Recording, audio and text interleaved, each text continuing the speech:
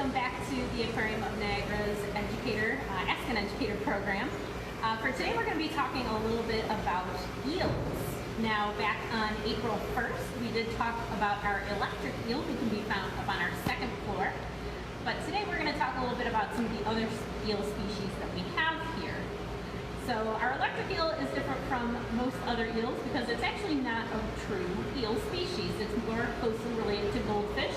It is in the knifefish family, and those guys can be found in the Amazon rivers on all those river basins in South America. So they're found in one specific area, whereas species like our moray eel that we have here in our shark tank, these guys are found in different oceans all around the world.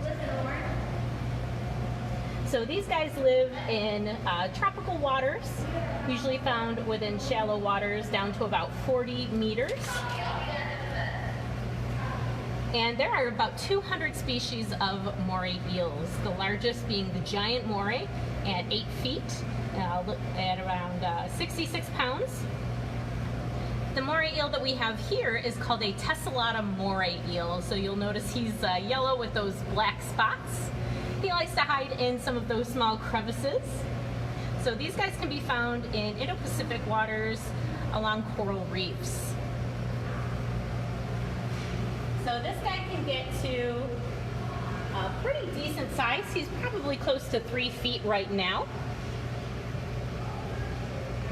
And they eat a lot of different types of fish, mollusks, crustaceans, and even urchins. So their mouths are pretty much designed for being able to crush a lot of those shelled animals.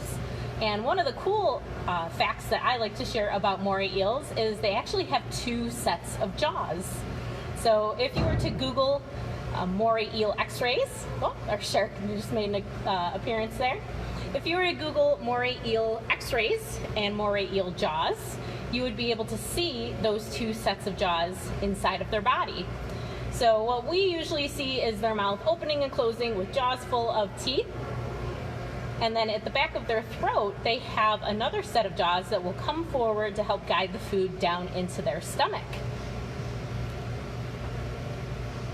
So it looks like they're getting a little bit of a snack here today. We'll see if our moray eel will make his way out and about. But for the most part, he's going to want to stay tucked inside some of those crevices where he can really reach in and get most of what he will naturally find out where he lives.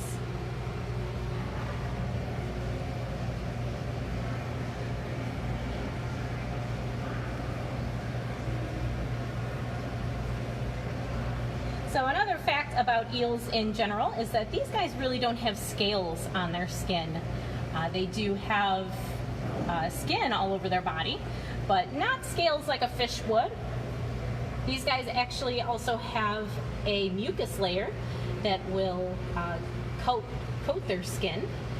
And in one species of moray eel, the green moray eel, their skin is actually a brown color, but the mucus that they secrete gives it a greenish color.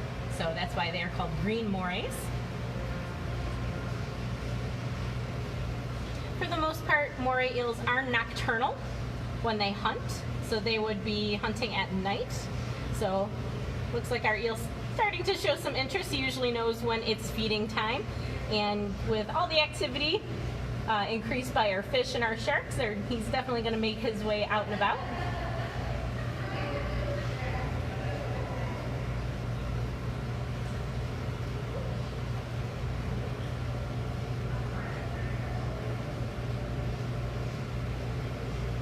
Alright, so while we're waiting for our eel to come on out to make his appearance, we can head over to another species of eel that we have.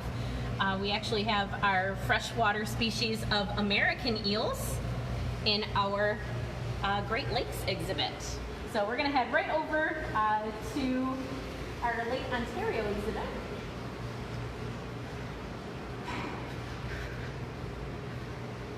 And it looks like we have one of our eels poking his head out right here.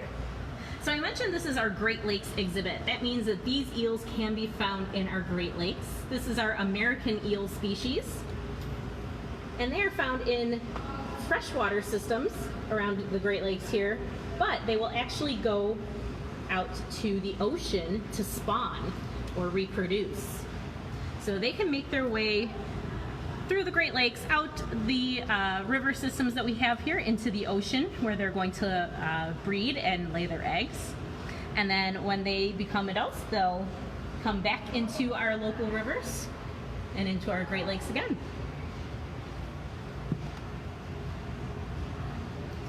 Now for the American eel, males typically get to be about 2 feet in length, whereas females are a little bit bigger, between 3 and 5 feet in length. And like our other eels that we talked about earlier, the morays, these guys are also nocturnal eaters, but they'll feed on things like worms, small fish, and also mollusks and crustaceans, so clams, or those freshwater mussels that we get, and also different types of crayfish or shrimp. And these guys can live an average of about 5 years, but some have been known to reach even longer. So about 15 to 20 years is probably the longest these guys would be expected to live. So as you can see, these guys are pretty sedentary. They like to find a good spot to hide and kind of stick their faces out so they can see what's going on around them. So we have our shipwreck here in our Lake Ontario exhibit, where these guys will find some of those good hiding places. So we have a couple questions. Okay. Chase would like to know if our sharks have names. Yeah, so our sharks, the black tip reef sharks. Should we go back over there? Yeah, so we'll go back over there. So our black tip reef sharks do have names. We have 2 juvenile females. Let me see if I can tell them apart, if I remember how to do that.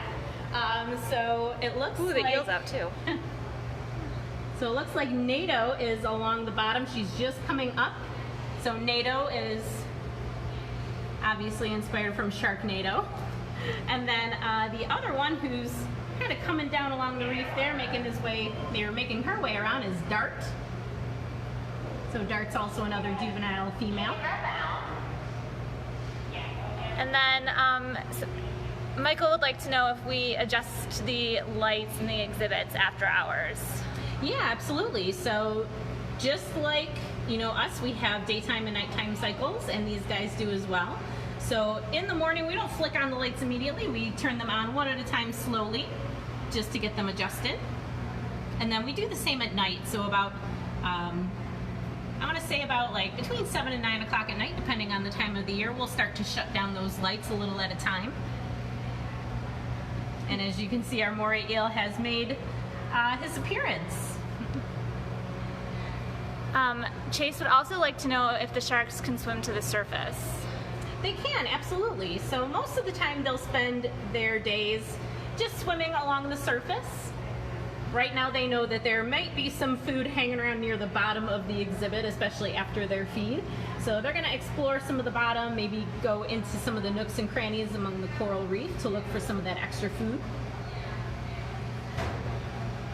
Do you want to talk about some of the other species that are in our shark exhibit? Yeah, sure. So we have, he was front and center, but we have our French angelfish. He might make his way around. So he's usually one of the more curious of our animals here in our shark exhibit. So he likes to come up and look at people through the glass. He likes to wait for his food. He's usually the first one right at the surface waiting for that food to come in. We also have our Slender Remora making its way over towards us. So we always get a lot of questions asked about our Remora, wondering what that funny looking hat is on his head. And that's actually a mussel that is used to suction to larger, slower moving animals out in the ocean. So larger species of sharks, even whales or manta rays. And then we also have our yellow blue striped snappers. We have a small school of these guys here as well. They usually like to watch people at the glass too. And then we have another species of sharks. We have our white spotted bamboo sharks. We have 3 females, 1 adult, 2 juvenile. They're probably reaching their adult stage shortly. And those guys can be found along the bottom of our exhibit. So they are bottom feeders. You'll notice them resting along the sand bed. And they're going to kind of scurry along that substrate and see if they can find anything that might be hiding underneath. Chase would like to know if the eels can swim to the surface. They can, yeah. So typically when he's looking for food, he'll usually pop up towards the surface. They kind of know that that's where the food usually comes from, so when they're hungry enough, they'll come up towards the surface and start to be on the lookout for that food. But like I mentioned earlier, they'll spend a lot of their time in the coral reefs, hiding in some of those crevices or caves. Any other questions?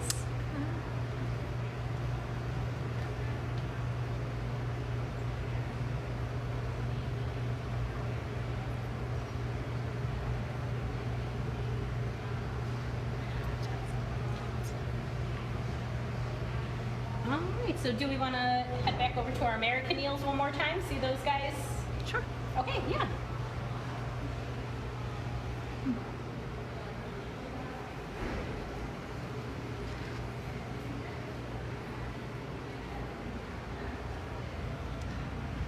So our American eels, again, found in the Great Lakes. So if you've gone to our local beaches or swam in Lake Ontario or even Lake Erie, you'll definitely be swimming in the same waters as these guys. So a lot of people are a little unsettled to know that. But they are a harmless species. So a lot of people often ask us if these eels are electric, like our electric eel is, and they are not. So they do not have any of those electric organs. They do have scaleless skin covered in that mucus as well, just like our morays. Do they have 2 jaws as well?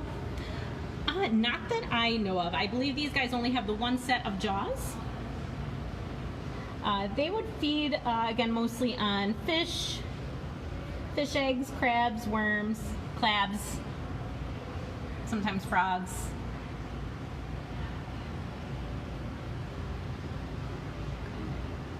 So they're also related to European eels. So these guys would be found in the Atlantic Ocean.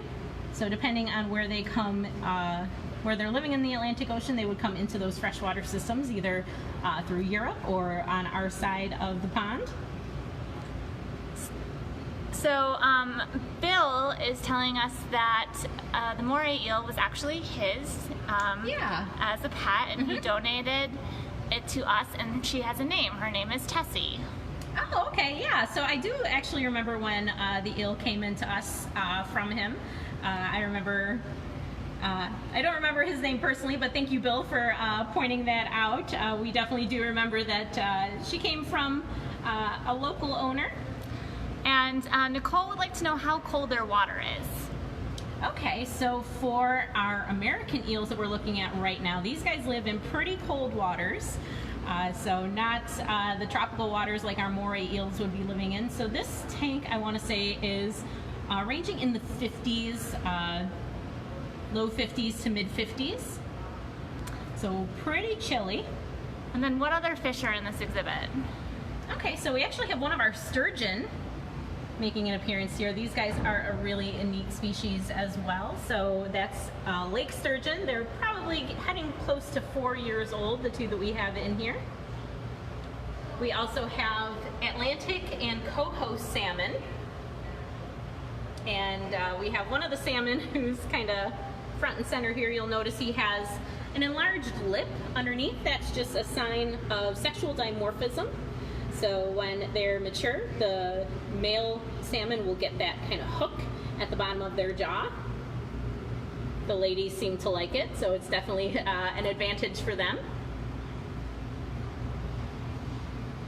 Is there any other fish in here? So with the salmon, we have two different species. It is a little difficult to tell them apart sometimes because of their coloration and their spot patterns are very similar. When they're younger, they do have more distinct markings on them. Again, we can see another one of our males with that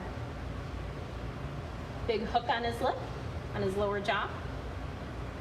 And then we also have, not alive, but we do have featured in our exhibit some artificial clumps of zebra mussels. So zebra mussels are an invasive species in Lake Ontario.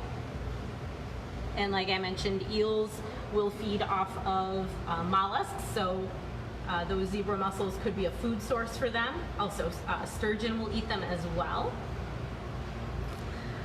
And Chase would like to know if the salmon have names. So we do have a lot of salmon here in our Lake Ontario exhibit. So unfortunately they do not have names. Like I said, they are a bit difficult to tell apart from each other, especially from one species to the next. Now, going back to our eels, how long I think you said the American eels live about 5 years, you said? On average, about 5 years. They could live possibly to be 15 or 20 years. And what about the moray? Mori eels would probably live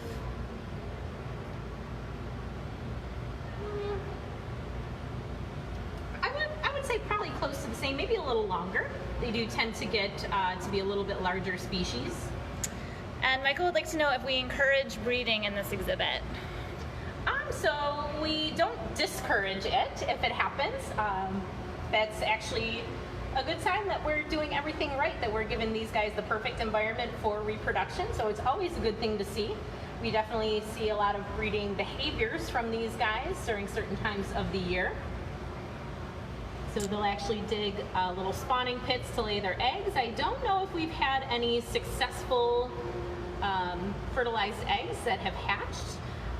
But again, with having such a large exhibit, and these guys are predatory fish, it's usually survival of the fittest that kind of kicks in when that happens. So depending on the fry, the young fish, once they're hatched, they may or may not survive some of the other fish that live in here.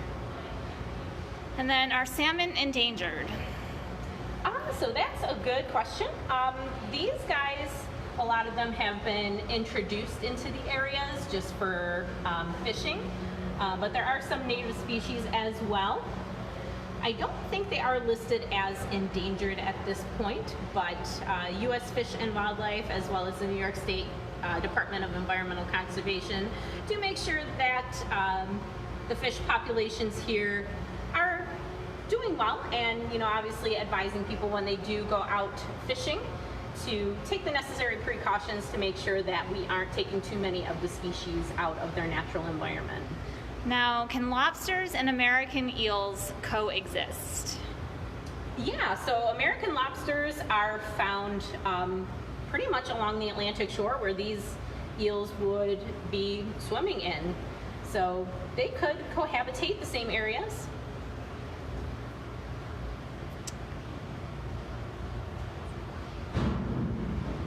All right, well, we do want to thank you guys so much for joining us for another one of our Ask an Educators on Facebook Live. Be sure to post any other questions that you guys have. We'd love to look at them and answer them. Hopefully plan to get those answered for you guys next time as well. But we do thank you so much for your continued support of the aquarium. And be sure to check out our website as well for some of our at-home activities that we have to go along with today's talk. And also, just make sure you check in on our Facebook page every day. And we do thank you guys, and hope we can see you again soon. Thank you all.